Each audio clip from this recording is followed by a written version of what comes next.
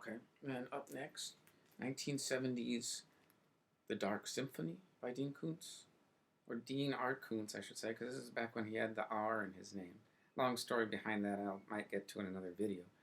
Hopefully you can see this, and this is covered in plastic, so the glare makes it a little hard to see the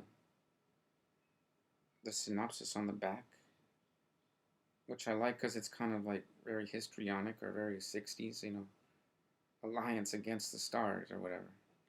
But I was super excited to find this book because it was very hard to find on eBay or wherever I bought it. Kind of a rare book that you can't find very easily.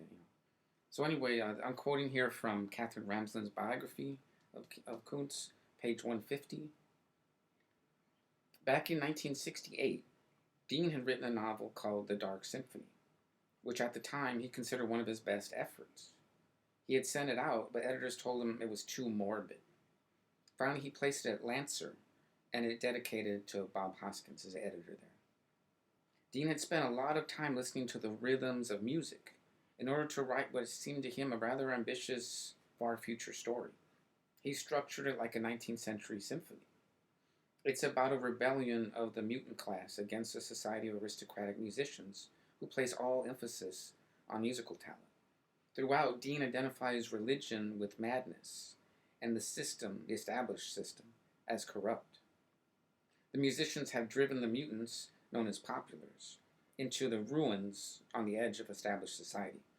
One of the populars, named Strong, sees himself in a demented vision as a prophet, and he schemes to replace the firstborn son of a high-placed musician official with his own child, implanted with a secret program mentally set to provoke him to rebellion when he comes of age. This boy, Gui, grows up but fails to demonstrate musical talent, which means he will be destroyed.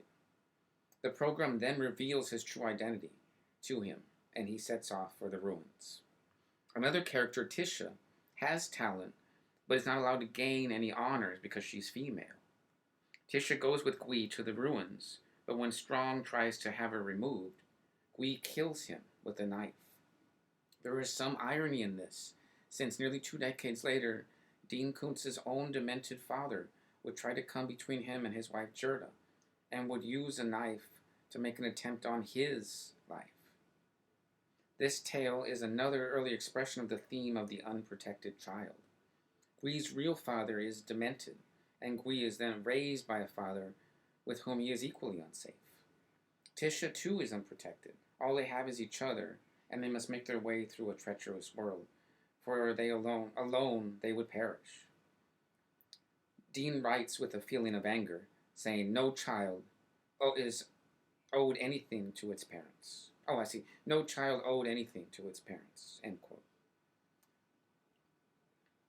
And that's the end of the excerpt there. But yeah, this very strange book. The hero's name is, his full name is Guillaume Dufay-Grieg, or is it Guillaume?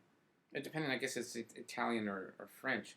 But it's named after various composers, Dufay from the Middle Ages and Grieg. Several composers' names, and his best friend is also other composers' names, I forget. One of them is like Frescobaldi or something, a very obscure Italian Renaissance composer. It reminded me a little bit of The Maze Runner.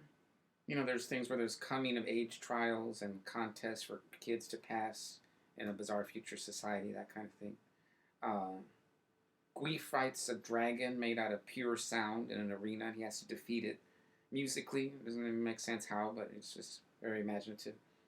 Afterward, he flirts with his rival's sister, that Tisha that's mentioned. This girl wins her trial, but she's not given the rank of being a music master because she's a female. And even though that is allowed in theory in her society, the people in charge are just like, nope, she won the contest, but we can't have a female. So they find a way to disqualify her, however they can. This book does manage to have a very otherworldly feel, like what Dean Koontz was saying, of making it musical or poetic somehow. But ultimately, the story was not memorable.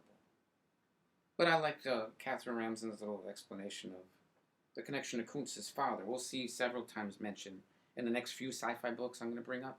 how Koontz's father, if fans aren't aware, had a big influence on his life, seemed to have been, a terrible psychopath, at least by Koontz's own description. But we'll get to that. And coming up next is Beast